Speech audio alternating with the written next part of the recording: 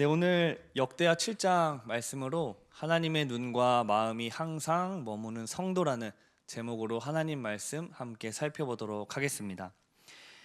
지난 주일 불과 며칠 전에 딸 아이가 유아 세례를 받았습니다. 네, 많은 성도님들께서 또 분에 넘치도록 축복해 주시고 축하해 주셔서 얼마나 감사한지 모르겠습니다. 다시 한번 감사의 말씀 드리면서요. 이제 딸 아이가 벌써 어느덧 8개월이 됐습니다. 네, 출산이 엊그저께 같았는데 벌써 8개월이 지났습니다. 이처럼 남의 군 생활도 화살처럼 지나가는 것처럼 남의 자식도 쑥쑥 크는 것 같죠.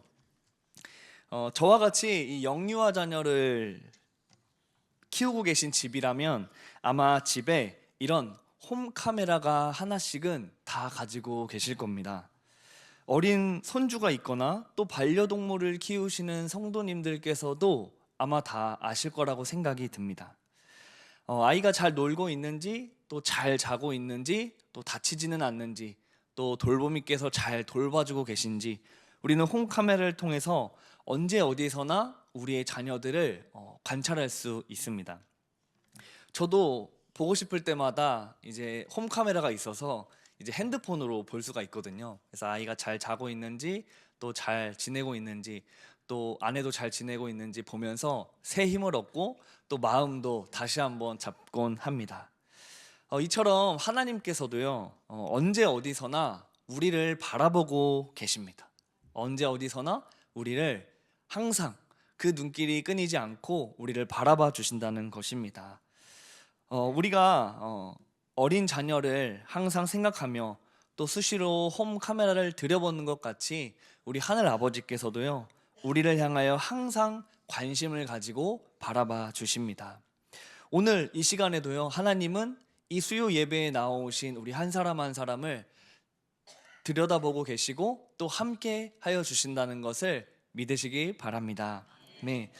네, 그럼 또 하나님께서는 우리가 함께 하시고 또 우리를 바라봐 주신다고 했을 때 그저 저 높은 하늘에서 우리를 내려다 보기만 할 뿐 아니라 이 땅에 하나님의 눈과 마음을 두신다고 오늘 본문은 말해주고 있는데요.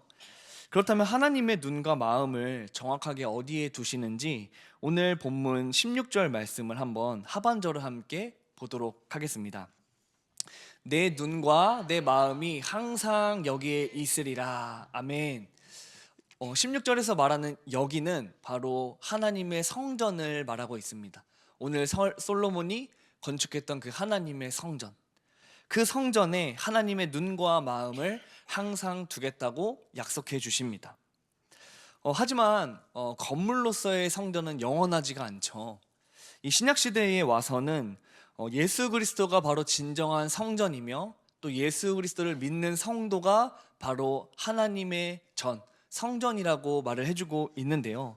우리 고린도전서 말씀 3장 16절의 말씀 함께 읽어보도록 하겠습니다. 너희는 너희가 하나님의 성전인 것과 하나님의 성령이 너희 안에 계시는 것을 알지 못하느냐. 아멘. 아멘. 그러므로 하나님께서 성전에 내 눈과 내 마음을 두겠다고 하셨고 또 성도가 곧 하나님의 성전이라면 오늘 우리는 모두가 하나님의 눈과 마음이 머무는 성도로 부름받았다는 것을 기억해야 합니다.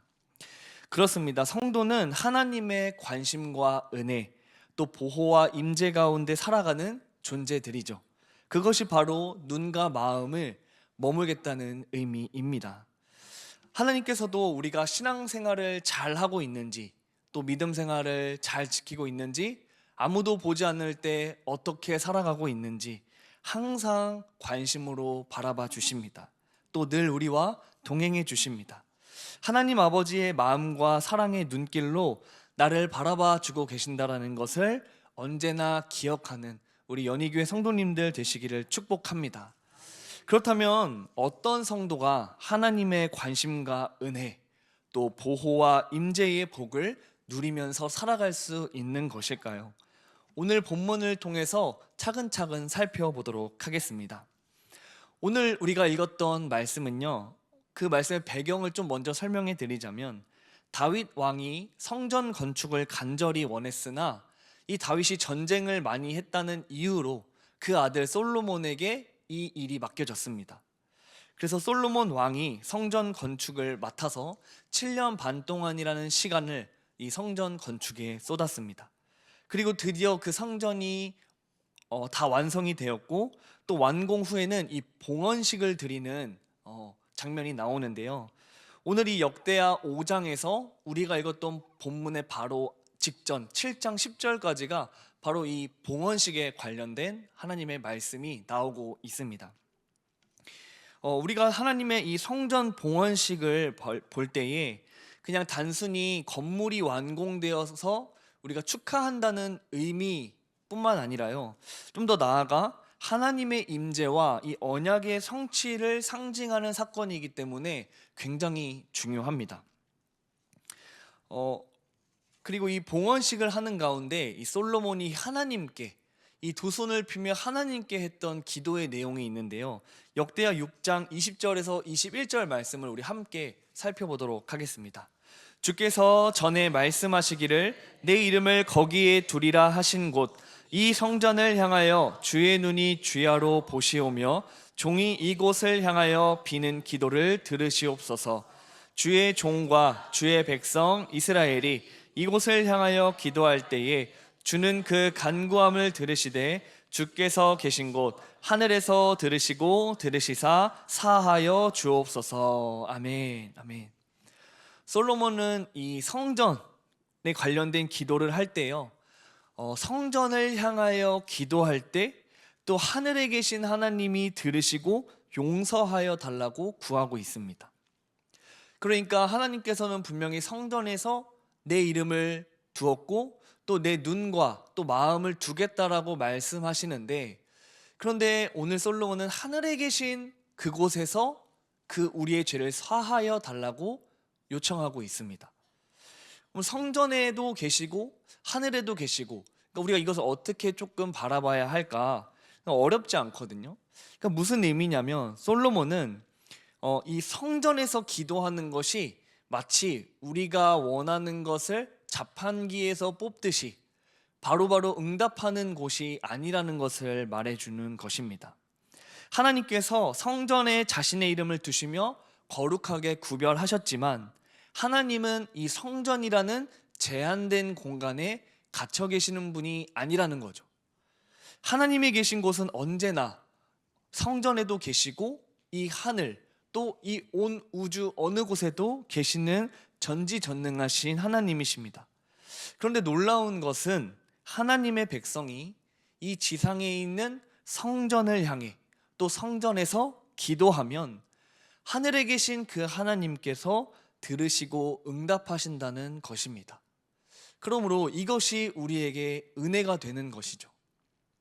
그 전지전능한 하나님께서 정말 이 온 우주 만물 가운데 아주 작고 연약하고, 아니 어쩌면 이 완악한 존재들이 이 성전을 향하여 하나님을 기억하며 기도할 때에 응답하신다라는 것입니다. 하늘에 계신 하나님은 이처럼 자기 백성 가운데 함께 하시며 이 임재하신다라는 것을 오늘 역대하 말씀에서는 잘 보여주고 있습니다. 따라서 내 눈과 내 마음이 항상 여기에 있으리라는 이 하나님의 약속은 이스라엘 백성에게는 절대로 잊을 수 없는 은혜의 약속일 것입니다.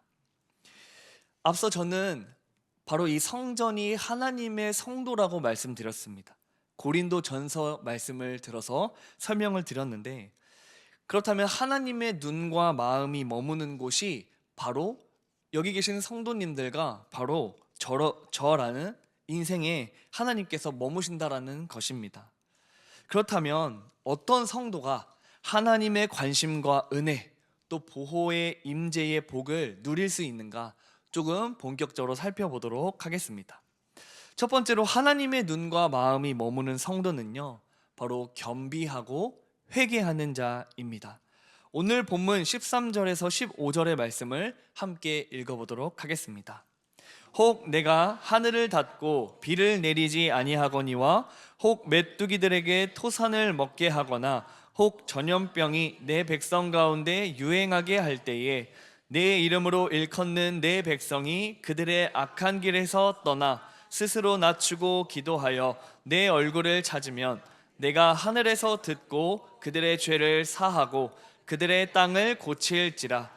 이제 이곳에서 하는 기도에 내가 눈을 들고 귀를 기울이리니. 아멘. 하나님은 먼저 이 재앙에 대해서 언급하고 계십니다. 가뭄, 또 메뚜기 떼, 또 전염병.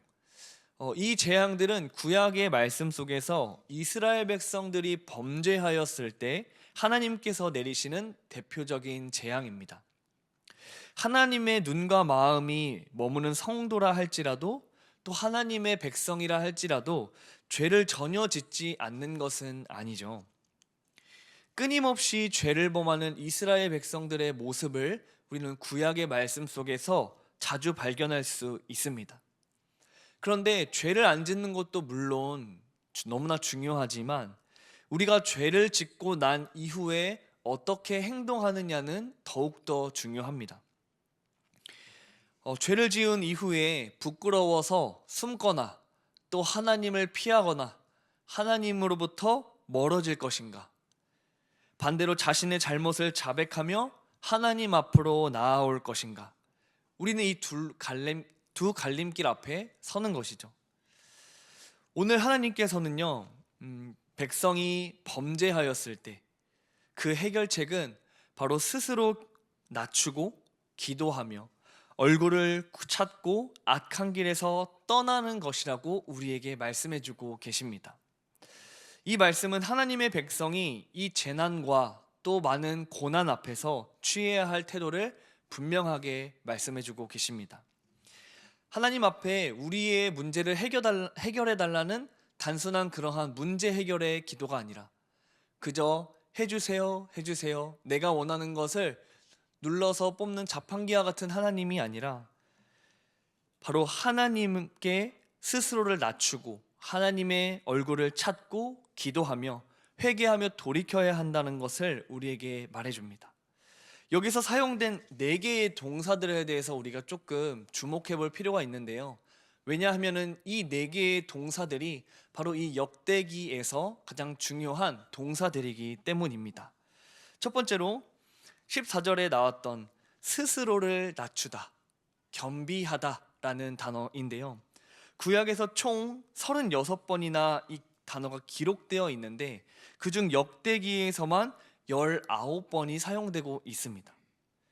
특별히 역대하 7장 이후부터는요, 이 스스로를 낮추다라는 동사는 바로 이스라엘 왕들의 태도에 대해서 말해주고 있는 단어입니다. 그러니까 우리가 하나님 앞에서 스스로를 낮추는 것이 너무나 중요하다라는 것을 역대기는 말해주고 있습니다. 또 두 번째, 기도하다입니다. 기도하다. 역대하 7장 이후에 4번이 등장합니다. 3번은 히스기야 왕, 그리고 1번은 므낫세 왕 때 하나님께 이 기도한 것으로 기록되거든요. 히스기야 왕은 부정하게 유월절 양을 먹은 자들을 중보하기 위해서 첫 번째로 기도하였고, 또한 이 아스루 군대의 위협으로부터 구원받기 위하여 하나님께 기도하고, 마지막으로는 자신의 병의 치유를 위해서 기도하여서 생명이 연장된 그 장면들도 아마 기억이 나실 겁니다. 그렇게 하나님께 기도하는 것, 이 기도하는 자세가 너무나 중요합니다. 세 번째로 바로 하나님의 얼굴을 찾는다 할 때 찾다입니다. 이 아사 왕이 유다 백성들과 함께 여호와를 찾자 하나님이 그들의 사방에 평안을 주십니다. 또 여호사밧 왕이 아람과의 전쟁에서 백성들과 함께 여호와를 간구하자 하나님께서는 전쟁에서 승리케 해주십니다. 그러므로 하나님의 얼굴을 찾고 구하는 왕들의 삶을 통해서 그 하나님의 얼굴을 찾을 때 그 삶이 얼마나 복된 삶인지를 우리는 살펴볼 수 있습니다. 마지막으로 이 떠나다라는 동사입니다. 죄에서 떠나다. 역대기 기자는 환난 때에 여호와께서 돌아오는 것이 얼마나 중요한지를 선한 왕과 악한 왕들을 비교하면서 우리들에게 말해주고 있습니다. 이 요아스 왕은 여호와를 버리고 우상을 섬기자 하나님께서는 이 선지자를 통하여 이 우상 숭배의 죄로부터 돌이킬 것을 요청받습니다. 그러나 결국 이 요아스 왕은요, 돌이키지 않죠. 결국 전쟁에서 부상을 당하고 또 부하에게 침상에서 살해를 당하는 수모를 겪습니다. 히스기야는 유월절을 지킬 것을 온 이스라엘 선포하면서 여호와께 돌아올 것을 강조하였습니다. 그랬을 때에 하나님께서는 이 히스기야 왕의 삶 속에서 그 죄를 묻지 않는 또 은혜를 베푸시죠. 이렇게 네 가지 동사를 살펴보았고, 열왕기 말씀과 역대기 말씀 곳곳에서는 이렇게 하나님 앞에 자신을 겸비하고 낮추었던 왕들, 또한 하나님께로 돌이키지 않았던 왕들을 비교하면서 너무나 명확하게 그 차이에 대해서 말해주고 있습니다. 하나님의 얼굴을 찾고 또 하나님께로 회개하고 돌이킬 때 하나님께서는 내가 하늘에서 듣고 그들의 죄를 사하고 그들의 땅을 고칠지라고 약속해 주십니다. 그러므로 이 하나님의 약속은요, 죄를 범할 수밖에 없는 이스라엘 백성 또 우리와 같은 성도들에게 너무나 은혜가 되는 말씀이죠. 그저 우리가 죄를 범했을 때 하나님께로 돌이키기만 한다면 하나님께서는 우리의 죄를 용서해 주신다라고 분명하게 말씀해 주고 계십니다. 이처럼 하나님의 용서는 앞서 왕들의 삶을 살펴보았듯이 그저 이론적으로만, 그냥 우리의 기분이 나아지는 정도로만, 죄책감에서 벗어나는 정도로만 끝나는 것이 아니라 우리의 삶에서 구체적으로 실체적으로 드러난다는 것입니다. 하나님이 성전에서 드리는 기도를 들으시고 또 어떻게 자기 백성들을 다스리시는가, 스스로를 낮추고 기도하고 하나님의 얼굴을 찾고 죄에서 떠날 때 하나님께서는 그 땅을 치유하는 방법으로 당신의 백성들을 돌보십니다. 이 구절은 오늘날 우리의 성도들에게도 동일하게 적용이 됩니다. 하나님께 우리가 어떻게 용서함을 받는가? 바로 하나님께서는 바로 독생자 예수 그리스도를 보내주시어서 그 하나님의 사랑이 우리에게 나타난 바 되었는데, 독생자 예수를 우리 땅에 보내셔서 십자가의 그 죄를 지심으로 죽으시고 부활하셔서 우리를 살리셨다라는 것입니다. 또한 예수님께서 이 땅 가운데 오셨을 때 어떠한 삶을 보여주셨습니까? 억눌린 자, 또 맹인, 저는 자, 그렇게 모든 자들을 하나님께서는 찾아가셔서 고쳐주시고 또 자신에게 간절히 믿음을 가지고 나온 자들을 용서하여 주시고 치유하여 주셨습니다. 이것이 예수님께서 보여주신 아주 대표적인 용서의 모습이죠. 이처럼 우리가 예수 그리스도를 믿을 때 그 예수 그리스도의 십자가 사건이 더 이상 남의 이야기가 아니라 나의 이야기가 되는 것이며, 정말 다시 한번 하나님과의 우리의 관계가 회복되는 놀라운 용서를 경험하는 것이죠. 그러므로 우리 또한 오늘날 하나님 앞에 스스로를 낮추고 기도하고 하나님을 찾고 또 죄에서 떠나는 이 하나님 앞에의 몸부림이 있어야 할 것입니다. 우리 요한일서 1장 8절에서 9절의 말씀을 한번 함께 읽어보도록 하겠습니다. 만일 우리가 죄 없다 하면 스스로 속이고 또 진리가 우리 속에 있지 아니할 것이요, 만일 우리가 우리 죄를 자백하면 저는 미쁘시고 의로우사 우리 죄를 사하시며 모든 불의에서 우리를 깨끗하게 하실 것이요. 아멘. 아멘. 그러므로 우리가 하나님 앞에 죄 없다고 스스로를 속이며 그렇게 하나님께서 주신 복을 누리지 못하는 불쌍한 인생이 되는 것이 아니라 하나님 앞에 철저히 회개하고 말씀으로 끊임없이 우리 자신을 비추어 우리 안에 있는 그 하나님과의 관계를 방해하는 내 안에 있는 모든 죄악들, 또 교만함, 그 모든 것들을 주님 앞으로 나아가 자백하며 또 용서받음으로 이렇게 하나님의 눈과 하나님의 마음이 머무는 성도의 삶을 누리는 여기 모인 우리 모두 되시기를 예수님의 이름으로 축복합니다. 두 번째로 하나님의 눈과 마음이 머무는 성도는 바로 언약 안에 있는 자입니다. 언약 안에 있는 자. 오늘 본문 16절에서 18절 말씀 우리 함께 읽어보도록 하겠습니다. 이는 내가 이미 이 성전을 택하고 거룩하게 하여 내 이름을 여기에 영원히 있게 하였음이라. 내 눈과 내 마음이 항상 여기에 있으리라. 내가 만일 내 앞에서 행하기를 내 아버지 다윗이 행한 것과 같이 하여 내가 내게 명령한 모든 것을 행하여 내 율례와 법규를 지키면 내가 내 나라 왕위를 견고하게 하되 전에 내가 내 아버지 다윗과 언약하기를 이스라엘을 다스릴 자가 내게서 끊어지지 아니하리라 한 대로 하리라. 아멘. 하나님께서는 이 솔로몬의 기도를 들으시고 응답하실 때 이 다윗 언약을 언급하십니다. 다윗 언약은 하나님께서 다윗과 맺으신 언약인데, 다윗이 하나님의 집을 지어드리고자 했지만 하나님께서는 오히려 내가 다윗 너의 집을 지어주겠다고 하면서 이 다윗 왕조가 영원히 견고할 것을 약속해 주십니다. 그래서 솔로몬에게 다시 한번 아버지 다윗과 맺었던 언약을 말씀하시면서요, 이스라엘을 다스릴 자가 내게서 끊어지지 않게 하리라 하신 것을 언급하시는데요, 이 솔로몬 이후에 북이스라엘과 남유다로 분열 왕국이 되고 이 북이스라엘도 끝이 나고 남유다의 왕국도 끝이 나지만 결국 신약에서 이 다윗의 후손으로 오신 예수 그리스도, 이 예수 그리스도를 우리가 이 언약 안에 담고 있다는 것을 우리는 기억해야 합니다. 다윗의 자손으로 오신 예수님, 이처럼 하나님께서는 이 다윗 언약 이후에 예수님을 보내주셔서 바로 새로운 언약을 맺게 하십니다. 이 예수 그리스도를 통하여서 더 이상 이제는 이 돌에 기록된 말씀이 아니라 우리 마음에 새겨진 말씀을 지키고 따르도록 이 새 언약을 맺어 주시는 거죠.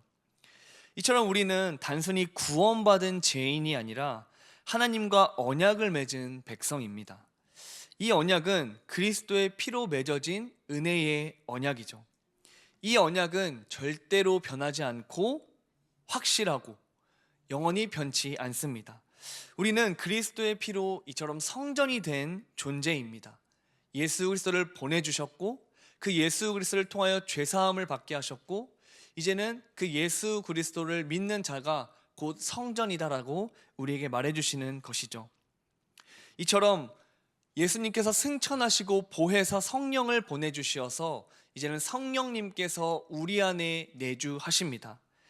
이처럼 하나님은 우리를 자신의 거처로 삼으시고 이제는 우리가 바로 하나님이 임재하시는 처소가 되는 것이죠. 하나님의 마음이 우리에게 머문다는 것은 그분의 뜻과 성품이 우리의 삶을 통해 드러나야 한다는 것을 말해줍니다. 그렇다면 하나님의 눈과 마음이 머무는 성도는요, 이제는 더 이상 내 눈에 보기 좋은 것, 내 마음에 원하는 대로 또 내 소견에 옳은 대로 살아가는 자들이 아니라 바로 하나님의 눈이 향하는 곳, 또 하나님의 마음이 향하는 곳을 따라서 살아가야 하는 존재임을 믿으시기 바랍니다. 그렇기에 하나님이 거하시는 성전이기에 또한 우리의 삶은 거룩하고 경건을 추구해야 합니다. 우리는 더 이상 자기 마음대로 살아가는 존재가 아닙니다. 내 몸, 내 시간, 내 일상, 곧 하나님의 성전임을 우리가 기억한다면 우리가 그렇게 내 시간과 또 내 힘을 포기할 수 없으며 오직 성령님의 인도하심을 통하여서 우리가 하나님의 뜻대로 살아갈 수 있는 줄 믿습니다. 그러므로 우리는 하나님께 구할 때에요, 우리가 원하는 것을 또 우리 눈에 보기 좋은 것을 얻기 위해서 구하는 것이 아니라 성령님을 의지하며 기도해야 합니다. 구약에서는 성전을 향해 기도했지만 이제는 성전이 곧 우리이며 우리 안에 계시는 그 하나님이 계시기에 우리는 언제나 하나님과 친밀하게 교제할 수 있으며 구할 수 있습니다. 그러므로 우리의 육체의 소욕대로 살아가지 않고 성령님의 인도하심을 따라 살아가도록 우리는 기도해야 하는 것이죠. 우리가 신앙생활이 연수가 늘어갈 때마다 경험이 쌓이고 지식이 쌓여서 참 머리만 커지는 우리 자신의 모습을 볼 때가 많습니다. 그래서 하나님을 의지하지 않게 되고 또 기도 생활, 말씀 생활을 게을리하는 우리의 모습을 발견할 때가 많죠. 그런데 우리의 힘과 노력으로는 노력해봤자 작심삼일로 끝날 때가 너무나 많습니다. 그렇기에 우리 안에 내주하시는 그 성령 하나님의 인도하심을 우리는 철저히 구해야 하며 기도해야 할 것입니다. 우리 로마서 8장 26절에서 27절의 말씀을 함께 살펴보도록 하겠습니다. 이와 같이 성령도 우리의 연약함을 도우시나니 우리는 마땅히 기도할 바를 알지 못하나 오직 성령이 말할 수 없는 탄식으로 우리를 위하여 친히 간구하시느니라. 마음을 살피시는 이가 성령의 생각을 아시나니 이는 성령이 하나님의 뜻대로 성도를 위하여 간구하심이니라. 아멘. 아멘. 성령님께서 우리의 연약함을 아시고 도우십니다. 또 성령께서 정말 하나님의 뜻을 따라 살아갈 수 있도록 우리를 도우십니다. 그러므로 하나님의 눈과 마음이 머무는 성도라면 우리의 힘과 또 우리의 마음이 원하는 것과 우리의 눈에 보기에 좋은 것을 쫓지 않고 오직 하나님의 나라와 의를 구하기 위해 성령님을 철저하게 의지하여서 기도 생활을 게을리하지 않는 여기 모인 연희교회 성도님들 되시길 축복합니다. 말씀을 맺습니다. 우리 사랑하는 연희교회 성도님들, 여러분은 하나님의 성전입니다. 그러나 중요한 것은요, 과연 나는 하나님의 눈과 마음이 머무는 성전답게 살아가고 있는가 질문해봐야 할 것입니다. 우리는 더 이상 특정한 건물, 공간을 찾아갈 필요가 없습니다. 하나님의 눈과 마음은 바로 그분의 영이 거하시는 성도 안에 머무시기 때문입니다. 겸손히 회개하며 또 하나님을 찾고 또 죄로부터 돌이키고 계신지요? 또한 그분의 언약을 소중하게 여기고 계신지요? 오늘도 하나님의 눈은 우리를 향해 계십니다. 또 하나님의 마음은 우리 안에 머물기를 원하십니다. 그러므로 회개하고 겸비하며 주의 얼굴을 구하십시오. 하나님의 임재 안에 거하는 삶, 그 삶이 진정한 복된 삶인 줄 믿습니다. 우리 역대하 7장 16절 하반절의 말씀을 우리 한 번 더 읽어보도록 하겠습니다. 내 눈과 내 마음이 항상 거기에 있으리라. 아멘. 하나님의 눈과 마음이 항상 머무는 곳, 그곳이 바로 우리 연희교회 성도님들 마음이 되시길 예수님의 이름으로 축복합니다. 또한 하나님의 관심 속에서 살아가는 인생이 되시기를 예수님의 이름으로 축복합니다.